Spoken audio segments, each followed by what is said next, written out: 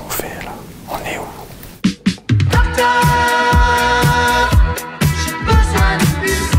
Bonsoir, je suis le docteur Bolivar. Aujourd'hui, je reçois l'artiste électro Zimmer, qui vient de sortir son nouvel album Amour. Bonjour Zimmer. Donc vous êtes le fils de Hans Zimmer. C'est bien évidemment une boutade. Il y a beaucoup de gens qui vous font la blague pourrie comme moi, Hans Zimmer. Tous les concerts. Du coup, c'est qui votre père? C'est quelqu'un qui s'appelle Benoît Moore. Il est astrophysicien. Il fait quoi comme astrophysique? Il étudie les ondes gravitationnelles. C'est la théorie qu'il y a dans Interstellar. Donc il y a un petit rapport avec Hans Zimmer, Interstellar, tout ça. Du coup, ça vient d'où Zimmer? Ça vient d'un dictionnaire d'allemand. J'ai choisi une page, c'est tombé sur Zimmer.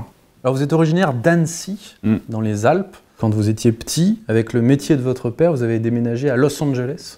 Los Angeles, Annecy. C'est cool les collèges à Los Angeles? Ouais. Un grand parc avec des palmiers.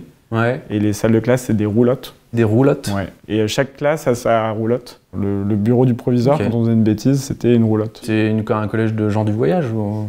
C'était le lycée français en fait. La cantine, roulotte? Pas de cantine. Allemand, il y avait un food truck. C'était pas une roulotte, c'était un food truck. Ouais. Ok, d'accord. Puis vous avez vécu à Berlin pour vos études, vous avez vécu à Paris, à New York, dans quels autres endroits? Mexique. Vous avez joué du coup un peu partout dans le monde. Votre premier amour en musique, c'est le DJing. Donc je vais vous montrer des photos de gens et vous allez essayer de deviner ce qui les ferait danser. Ok.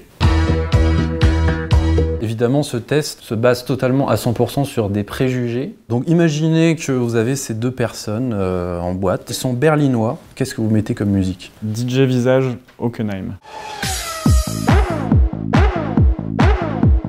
Donc là, nous sommes en Californie, un territoire que vous connaissez bien. Je mettrais un morceau de PPJ qui s'appelle Darhoum. À côté de la piste, on a des videurs qui se font chier. Vous avez déjà réussi à faire danser des videurs? C'est dur, mais c'est la plus belle des victoires. J'ai fait un edit de PNL ODD.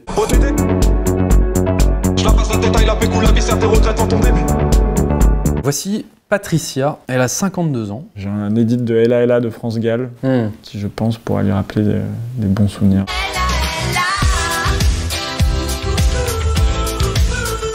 C'est un extraterrestre. Est-ce que le kick sur tous les temps, ça fait danser dans tout l'univers? À partir du moment où on est bipède, où on a deux bras...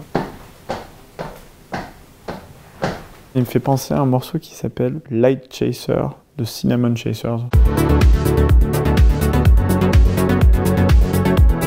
Et si vous avez quelqu'un qui vient vous voir au DJ Booth et qui vous dit « Arrête de mettre de la musique de merde, mets de la musique cool ». Je pense que je lui souris, béatement. Donc vous êtes plutôt peaceful. Je suis quelqu'un de calme. Est-ce que vous avez déjà fait des énormes bides en faisant des DJ sets? J'ai déjà perdu un public dans le plus grand festival où j'ai jamais joué, une salle de 7000 personnes, qui était remplie à moitié, que j'ai vidé, parce que je ne jouais pas la bonne musique. 3500 personnes? À 10. Le DJ qui jouait avant moi s'appelle Kungs, et le DJ qui jouait après moi est quelqu'un que je salue puisque je suis en tournée avec lui en ce moment qui s'appelle Feder, et qui joue de la musique plus accessible, plus radio-friendly, comme diraient les Américains, que la mienne. C'était une période de ma vie où je cherchais des réponses. J'hésitais entre aller vers quelque chose de plus commercial et de plus pop, et quelque chose de plus indépendant. Cette soirée a choisi pour moi. C'est l'heure du test de l'objet. Ce globe terrestre que j'ai reçu de mes grands-parents. Quand j'étais petit, je voulais être pilote d'avion comme mon oncle. Mais en fait, je suis daltonien et je ne vois pas bien les couleurs. Par exemple, sur les platines pionnières, sur les CDJ, vous voyez, le play, j'ai appris il n'y a pas très longtemps qu'il était vert. J'ai toujours pensé qu'il était jaune. Le violet aussi, ça n'existe pas pour moi. Ah oui? Parfois, les couleurs changent devant mes yeux. Quand on m'explique que c'est du violet, j'arrive à le voir violet. Mais il faut que quelqu'un me le dise. Voici votre album, Amour. C'est vous, là, au milieu de gens plus ou moins dénudés. C'est ça, l'amour, pour vous? C'est vraiment que des gens, en fait, qui sont des amis ou des gens qui ont travaillé sur le disque. Antoine Lang, qui chante un morceau qui s'appelle Vainé.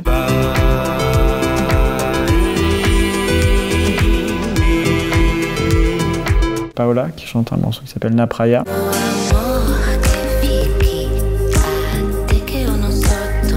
Du coup, on vous reconnaît pour vos nappes de synthétiseurs, les arpèges. Est-ce que vous savez d'où ça vient, cette envie de faire ces sons-là en particulier? Des choses très planante, ça résonne en moi. Il y a un espèce Vous êtes un mec planant un peu ou Ouais, je crois que je suis un mec planant. J'aime bien les grands horizons, j'aime bien les couchers de soleil, j'aime bien tous ces trucs. Vous aimez l'espace? Exactement. Ok. Je me sens enfermé à Paris d'ailleurs. C'est un grand problème en ce moment.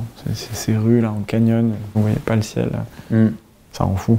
Les paysages que vous avez dans votre tête changent la musique que vous faites, ça c'est sûr. Vous dites dans une interview, une carrière dans la musique peut être très décevante, et vous dites que le monde de la musique est dur. En fait, il y a un truc qu'on oublie souvent, c'est que écrire de la musique, c'est super dur. De la bonne musique. Comme je suis très feignant, si ça marche pas, je m'arrête tout de suite. Vous allez jusqu'au bout que quand c'est bien. Ouais, je sors quasiment tout ce que je fais. Se forcer à être là, essayer à tout prix de faire de la musique, je pense que c'est pas la bonne solution. Les humains de type artiste et les humains de type commerciaux sont deux espèces humaines assez différentes. Est-ce que vous avez eu des mauvaises expériences avec les humains de type commerce? Encore une fois, c'est ce DJ set au Transardente à Liège où j'ai choisi de pas être face à ces gens qui orientent la musique. Vous avez jamais de pression à ce niveau-là?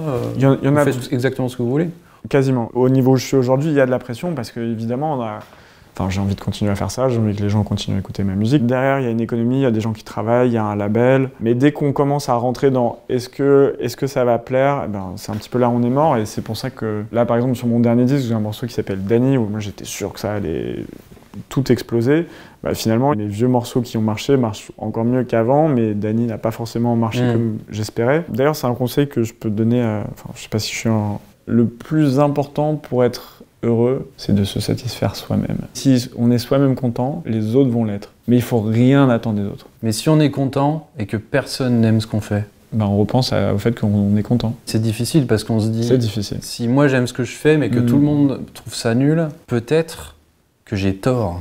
On ne peut pas avoir tort. Sur le goût. Sur le goût. Chez les DJ, il y a quelque chose que j'appelle le syndrome du lundi. Et le lundi, on ouvre Instagram et on voit tout le monde qui poste les photos du club où il a joué le week-end dernier ou du festival qu'il a fait. Dans mon label, FKJ, qui a fait un zénith, il y avait 6000 personnes. Moi, j'ai joué à Belfort, il y en avait 200. Et c'est trop bien de jouer devant 200 personnes à Belfort. Ouais. Tout est chiffré, tout est quantifié. Pour tout vous dire, cette pression, je la vis pas super bien, donc j'essaie de m'en affranchir, de pas trop regarder. Je pense qu'en tant que musicien, c'est assez dangereux parce que c'est un outil à être malheureux et justement à oublier tous ces gens qui aimeraient être à notre place. Et aussi oublier tous les gens qui écoutent déjà votre musique et c'est déjà pas mal. On pense trop aux gens qui n'écoutent pas notre musique. Ouais. Très vrai, docteur. Est-ce que vous pensez beaucoup à votre enfance? Parfois, mais pas tant. Vous pensez à quoi?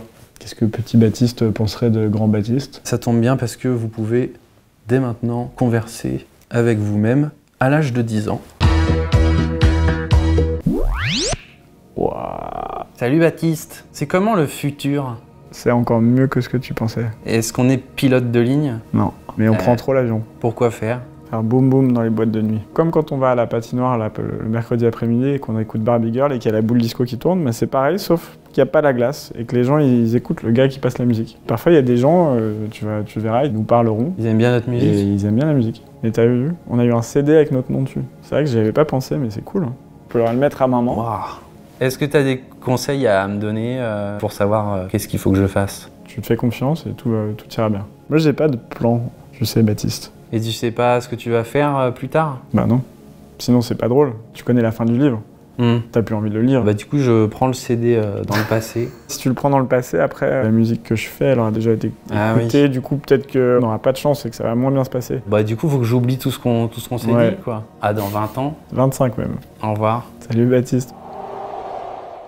Votre musique a un aspect assez apaisant, avec des sons sympas. Du coup, je pense que vous êtes le candidat parfait pour le test de l'ASMR.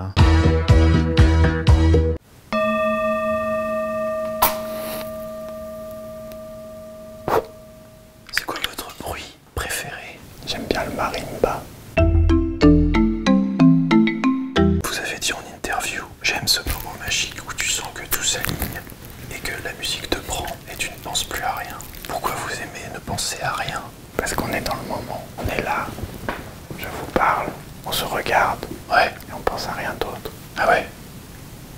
On pense pas au temps qui passe, à ce qu'on a fait hier, à ce qu'on fera demain. Vous êtes stressé comme mec? Non. Vous aviez ce problème-là, d'être trop dans le passé et le futur? Tous les jours, tout le temps.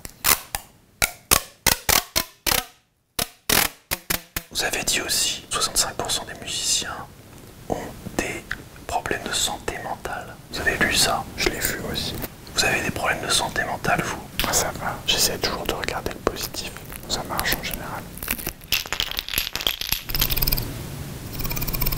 Comment vous équilibrez votre vie? Je bricole en ce moment. Vous faites des trucs concrets, c'est pas... Parce que la musique, on fait de l'air. C'est rien, c'est pas palpable.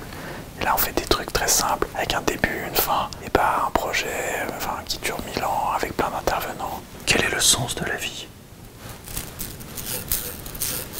Mais y a pas de sens, ça sert à rien. Qu'est-ce qu'on fait, là? On est où? Il faut dézoomer, on est sur la Terre, des petits humains. On dézoome. Ça m'angoisse, là. Vous avez réussi à m'angoisser, docteur. Ah pardon, c'était juste une question comme ça. Bah oui, c'est pas une question comme ça. Qu'est-ce que c'est le sens de la vie?